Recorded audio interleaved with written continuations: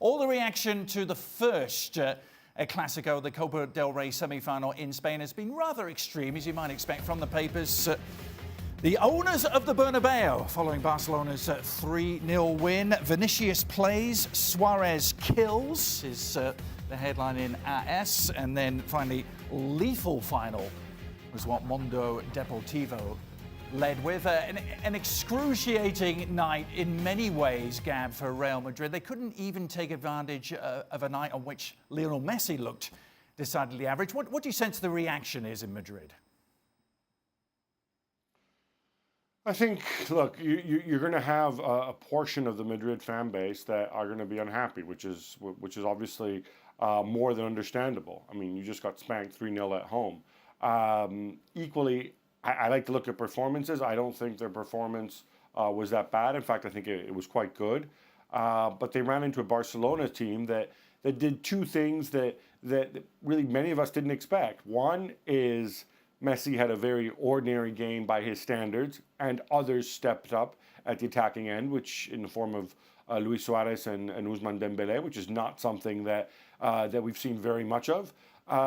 And defensively, they were very, very solid. I thought they did a very good job, other than a couple Vinicius initiatives. I thought Marc-Andre Ter Stegen really wasn't under threat that much. And they were ruthless, and they were clinical, and they were happy to concede the initiative to Real Madrid. And these are things that we saw in theory from Valverde's Barcelona, but we've never seen on such an accomplished scale. So I think for that reason, people in Madrid, it's kind of squeaky bum time. Yeah, well, they don't have long to lick their wounds, do they? Real Madrid going at it again in the next Clasico on Saturday. They trail Barcelona by 9 points heading into that tilt. Atletico Madrid also sandwiched in between them. Barcelona, slight favourites, 13-10. Real Madrid can get almost 2-1 on them to win. 11-4 the draw. Craig, as Gab said, Real Madrid did some good things on Wednesday. Can they take those, though, into this next game? Well, Vinicius Jr. in particular, did a lot of good things up till the final third, and then for either a bad touch or a bad finish or some good goalkeeping from Ter Stegen, they didn't get the job done. Now, they didn't play badly going forward, but they didn't defend particularly well at the other end. I don't know what the boys think. I don't think Solari can survive another result like this. I think if we have a repeat of this result, regardless of the performance, I think he's in big trouble 24 hours after the game. So I think that's how tight it is for him. Any sort of defeat, you think he may be on the... Particularly one by 2 or 3 goals like that. I mean, he is struggling, but do you get rid of him whilst they're still in the Champions League? I'm not so sure they would. But at the end of the day, I don't care who you are, whether you're Barcelona or anybody else. If you go to the Bernabeu and you sit in a decent shape and keep it tight, you've got a chance. Because the front three, really, Benzema and Vasquez in particular, are not getting anywhere near any of the other decent teams in the world. They're just not. And Vinicius, you're putting all your eggs in an 18-year-old. So going forward, no wonder Barcelona can go there and just keep a good solid position and then break on them. Because that's all you got to do. The front three, in my opinion, are awful. So does Santi Solari, staring at this in the face, need to change anything, change things up? Well, I think Vinicius was certainly provided a big threat going forward. Plenty of chances. Yeah, plenty of chances. But the problem with having an 8-year-old create those chances, in big games, you're probably not going to get a consistent finisher, at least not yet with him. With Bale in there, do you get someone that's a little bit more of a complete finisher? I think you lose a lot of that pace. You lose the dynamicism that Vinicius can bring. But to me, when watch this game, not only did they create chances, they actually created more opportunities. And I saw Real Madrid attacking with just that front three too many times. You saw the possession. You would think they would have been able to get a third player into the penalty area while someone's serving the ball from the outside, because there were 2 or 3 or 4 times the ball actually was played back across. You had a runner making a back post run, a near post run, and that penalty spot area was left wide open. The ball just ran right through the penalty area. I think, listen, Real Madrid, if they take their chances, it's a different story in this game. But again, that's part of soccer. And I think you saw Barcelona was much more clinical. But they weren't ruthless. Santi Solari saying Barcelona were completely ruthless. Does he need to be? Does he make a change? Does he need to make a change, Craig? Well, I mean, he could put. It's not Vinicius Junior might not need to come out. He could take Lucas Vazquez out and put Bale in.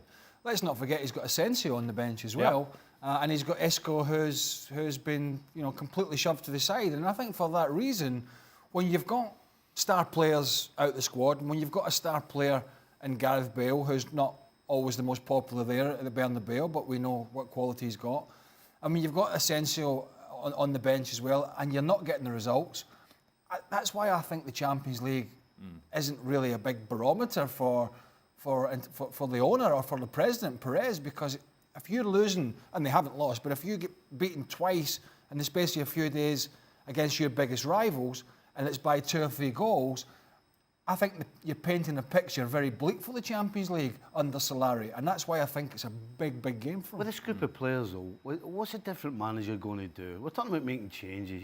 What's the difference with Man United? What's the difference with Bayern Munich when Heinkes comes back in during the season? It's no different. The same players. I mean, do they need motivated? I don't think they need motivated. Manchester United, for example, the problem with them was they'd no motivation to go and play. Absolutely none. Real Madrid's problem isn't they want to play, it's the personnel's not good enough. We're talking about making changes. What has Bale done on and off the field to get on the field? Asensio has completely disappeared, and Isco's disappeared because Santi Solari wants nothing to do with him. So what's a change of manager going to do? Well, that means you've got to get results.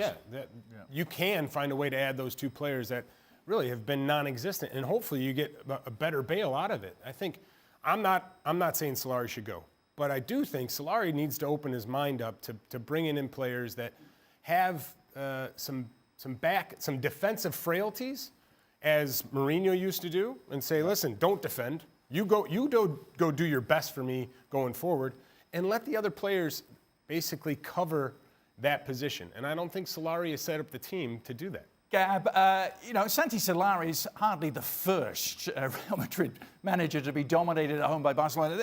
Barcelona have had the best of Real Madrid for the best part of a decade, haven't they, at the Bernabeu? But is he in trouble if he loses twice in the space of 3 days? Serious trouble. I mean, I don't think in terms of getting sacked now, I don't think that's going to happen. But, it certainly could foreshadow a change in the summer. You have to remember that, Real Madrid, I'm going off the top of my head, but, they only won the league once under Zidane. I think if memory serves, they've won it, twice in the last 6-7 years, something like that. They generally haven't bested Barcelona domestically, and that's kind of been the normal run of affairs. They've obviously done it in the Champions League. Certainly Florentino, I don't think, feels that the personnel is that much worse than last year. It's the same midfield as last year. The defense arguably is better, certainly defensively with Reguilon in there, and Courtois, been seen as an upgrade over Keylor Navas when Courtois plays. And now you have Vinicius. And of course, you lost Cristiano at the other end, but people were supposed to step up. So I think Solari's made the unpopular choices, and now Florentino is stepping back and saying, okay, so I gave you license to make those unpopular choices. I'm not forcing you to play Isco or Bale or Asensio, but you got to deliver at the other end. And if you can't make it work without those guys, I'll find somebody else who'll give it a go. Finally, boys in the studio here, prediction time. Are Barca going to silence the Bernabeu again? Barca win. Yeah. Barca win. Yeah. 2-2. 2-2. Okay. The voice of dissent.